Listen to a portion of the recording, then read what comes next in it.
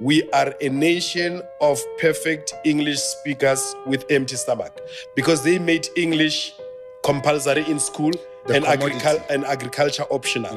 That you can choose to do agriculture, but English is a must. Is a must. So then we become perfect English speakers, empty stomach, because we don't learn agriculture or food production. So value systems, they created value system for us, the value system that they don't even go by. We call them European, but the Europeans don't necessarily go by those value systems.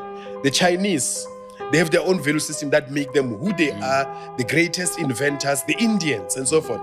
So, Tina, we must remember that we come from a great tribulation. We had an education designed for us called Bantu education, or Christian national education. That is why you were required to have a Christian name. That is why you have to have a thing called assembly. When you go to school, Liarapela before. Then you have a subject that was compulsory called BIPS, Biblical Studies. So we were made Christian by institutionalization and socialization and education and acculturation.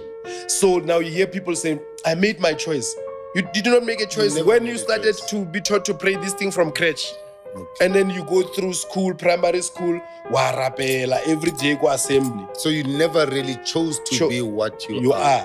And you became that which they wanted you to be, which remember that this type of education... product of a program. Yes, this type of education was programming to make us subservient, to make us only wise enough to wake up in the morning and go to work, and dumb enough to understand that, you know what, a salary is a bribe they give you to forget about your dreams. That you go and build someone else's dreams every time you go shop right. Wahadi dreams, Mr. Akamen. You don't think of building your own shop right. Understand? That is why most black people, they prefer to have a job than to create a company. True. And then when they die, their job, the following day, they put somebody to replace him and their their children are left out waiting. And then Baba Romela condolences are maybe the last check. Understand? But well, the reality is, if you have a company, if you die, your children can inherit the company, or your family can inherit the company. If you have cows, if you die, your children carry on with the cows.